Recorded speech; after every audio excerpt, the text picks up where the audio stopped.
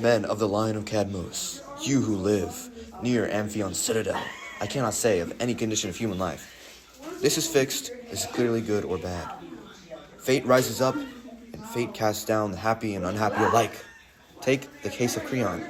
Creon was happy once, as I count happiness, victorious in battle, sole governor of the land, fortunate father of children nobly born, and now it is all gone from him.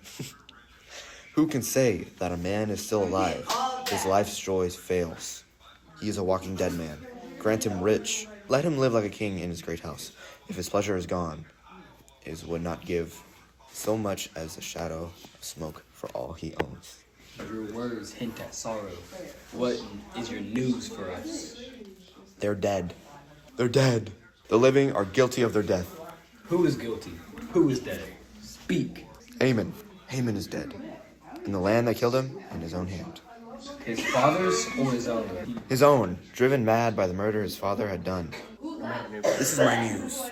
You must draw what conclusions you can from it. Eurydice, our queen, has she overheard us? I have heard something, friends. As I was unlocking the gate of Phallus' shrine, for I needed her help today, I heard a voice, telling of some new sorrow, and I fainted. There was there at the temple with all my maidens about me. But speak again, whatever it is, I can bear it. Grief and I are no strangers. Dearest lady, I will tell you plainly all that I have seen. I shall not try to comfort you. What is the use, since comfort could lie only in what is not true? The truth is always best. I went with Creon to the outer plain where Polynices was lying. No friend to pity him, his body shredded by dogs. We made our prayers in the place to Hecate and Pluto, that they would be merciful, and we bathed the corpse with holy water, and we brought fresh broken branches to burn what was left of it. And upon the urn we heaped up a towering barrow of earth of his own land. When we are done, we ran to the vault where Antigone lay on her couch of stone. One of the servants had gone ahead, and while he was yet far off, he heard a voice, grieving within the chamber, and he came back and told Creon. And as the king went closer, the air was full of wailing, the words lost, and he begged us to make all haste. Am I a prophet? He said, weeping, and must I walk this road, the saddest of all that I have gone before? My son's voice calls me on. Oh, quickly, quickly. Look through the crevice there and tell me if it's Haman or some deception of the gods. We obeyed, and in the cavern's farthest corner we saw her lying. She made a noose of her fine linen veil and hanged herself. Haman lay beside her, his arms around her waist, lamenting her. His love lost underground, crying out that his father has stolen her away from him.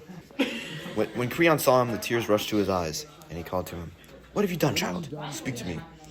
What are you thinking that make your eyes so strange? Oh, my son, oh, my son.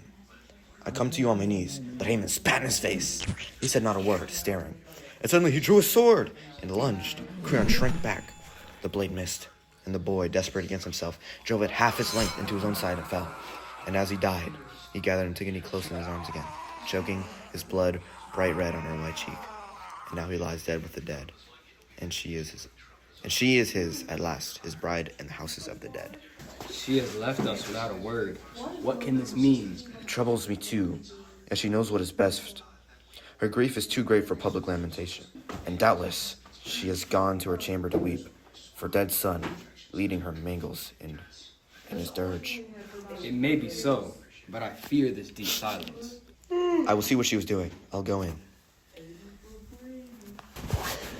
But here is the king himself. Oh, look at him, bearing his own damnation in his arms. Nothing you say can touch me anymore. My own blind heart has brought me from darkness to final darkness. Here you see, the father murdering the murdered son, and all my civil wisdom. Haman, my son, so young to die. I was the fool, not you, and you died for me.